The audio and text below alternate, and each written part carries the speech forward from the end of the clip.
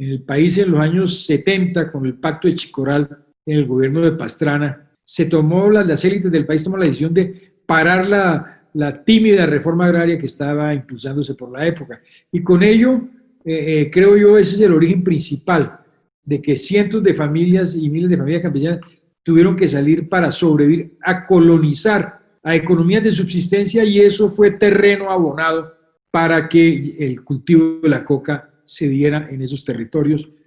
Para saber qué está pasando con la paz en Colombia hoy, empecemos por recordar algunos de los hechos.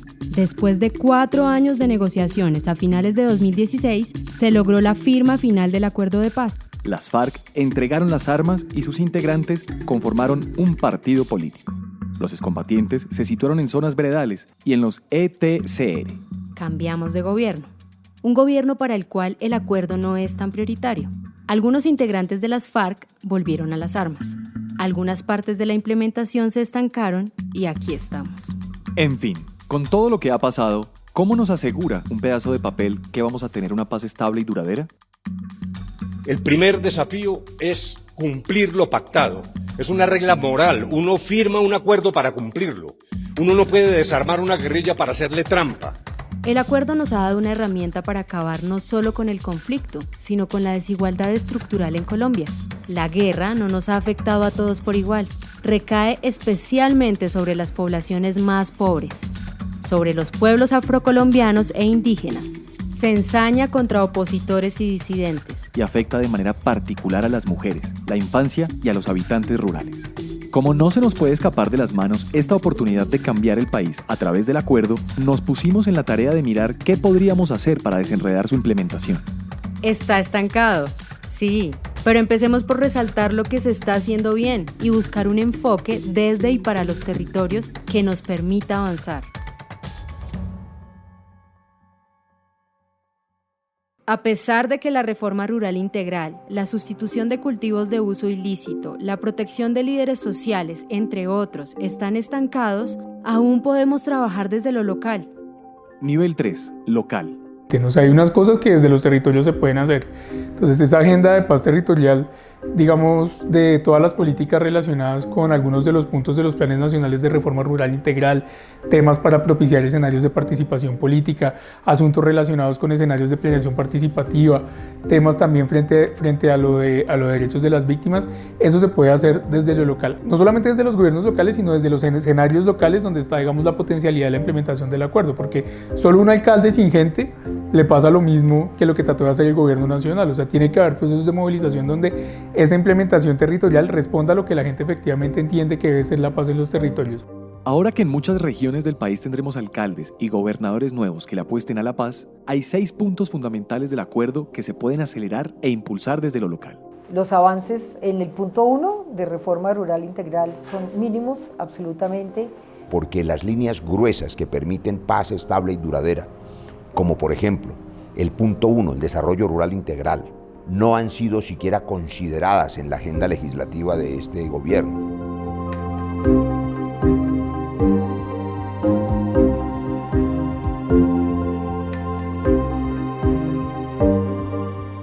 En el país en los años 70, con el Pacto de Chicoral, en el gobierno de Pastrana, las élites del país tomaron la decisión de parar la tímida reforma agraria que estaba impulsándose por la época. Y con ello, creo yo, ese es el origen principal de que cientos de familias y miles de familias campesinas tuvieron que salir para sobrevivir a colonizar a economías de subsistencia, y eso fue terreno abonado para que el cultivo de la coca se diera en esos territorios.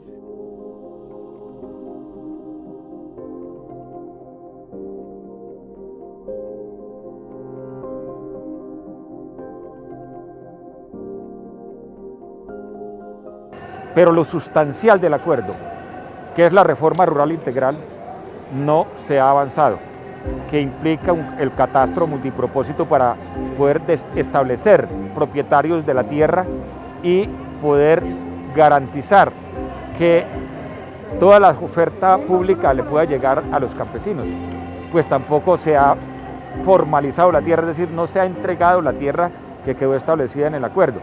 Bueno, en el punto 2 de apertura democrática y participación política del Estatuto de la Oposición, algo se avanzó. Es un estatuto que es una pieza todavía muy frágil, con muchos vacíos, pero algo se avanzó, creo. Las curules de La Paz, las 16 circunscripciones, hoy están enredadísimas en el Consejo de Estado, y cada que hacemos mesas de encuentro con las organizaciones de los territorios de la Colombia Profunda, reclaman esas 16 circunscripciones para La Paz. Y tampoco las garantías de participación política como eje central. Sí, está el partido y tiene unos representantes que quedaron tanto en Senado y Cámara, pero la campaña permanente del gobierno actual y del partido, estigmatizando, señalando, promoviendo el odio, pues ha generado la situación de 236 firmantes del acuerdo asesinados. La misión electoral propuso, por mandato del acuerdo, una lista cerrada, una autoridad electoral independiente, una financiación estatal igualitaria. Nada de eso ha ocurrido. Y eso hay que recordarlo todos los días. 13.000 excombatientes dejaron las armas. Tenemos una de las tasas más altas, según Naciones Unidas, de número de armas por hombre y mujer que dejaron las armas. Y esto, digamos, nos tiene que llenar de orgullo. Eso fue, digamos, un proceso muy significativo que garantizó que para 2018 Colombia tuviera la tasa más baja de homicidios de los últimos 25 años. El fenómeno que estamos viviendo ahora de recrudecimiento de la violencia en muchos de estos territorios, pues se desprende de no haber sido capaces aún de consolidar esos territorios, de garantizar que sí establecemos una presencia integral del Estado en estos territorios. De suerte tal que la solución al problema de los cultivos está en una reforma rural. Por ello, el Acuerdo de Paz establece que el tema de sustitución de cultivos es parte de la reforma rural integral, y en la medida en que en eso no se avance, pues difícilmente se va a superar este tema. El acuerdo en eso fue muy claro y muy acertado. 99.000 familias que suscribieron acuerdos, de ellas muy pocas han recibido toda esa ruta de lo que significaba poder salir de los cultivos de coca. Eso se ha quedado sencillamente en lo mismo de todos los gobiernos, demagogia. Y por eso han recurrido a la aspersión aérea y todo lo que implica la política represiva, que le permite ganar réditos políticos a los sectores que juegan a la política con la violencia. Y bueno, y el nuevo gobierno llegó con una lógica distinta, donde la sustitución es apenas una herramienta para acabar con los cultivos, no para transformar la vida de la gente, no para entregar tierra, sino el tema se mide en hectáreas, y es de que con los campesinos son potenciales o son delincuentes, y en consecuencia lo que hay es que confrontarlos, atacarlos, y eso fue lo que ocurrió con programas como el Plan Colombia. Se desconocen logros tan importantes a pesar del poco tiempo, del propio programa de sustitución, que el programa de sustitución logró llegar a cerca de 99.000 familias, de las cuales efectivamente ingresaron 65.000, cerca de 70.000, y ellas erradicaron voluntariamente 41.000 hectáreas, y según Naciones Unidas el nivel de resiembra de menos del 1%, el 0.2%, es decir, menos del 1%, cuando en la erradicación forzosa, ya sea manual o con glifosato, la resiembra está por encima del 50, 60, 65% según las propias fuentes oficiales de este gobierno. Y tenemos que decir que en Colombia han habido más de 120.000 desaparecidos, han habido violaciones sexuales a mujeres, niñas y niños y adolescentes, ha habido tortura, genocidios, secuestros, reclutamiento de menores, despropiación de territorio, feminicidios. Entonces, pienso que dentro de este proceso tienen que ser las víctimas totalmente reconocidas.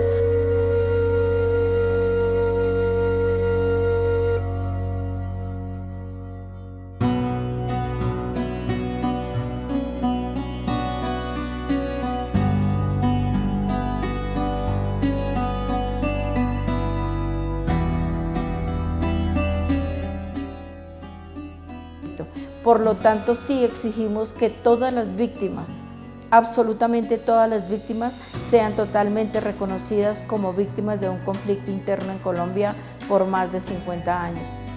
y hoy pues realmente exigimos esa verdad para, digamos, todas las víctimas poder de una u otra forma hacer nuestros propios duelos que están reprimidos, es hacer ese catarsis del dolor, de la tristeza a lo que hemos tenido que afrontar durante todo este tiempo.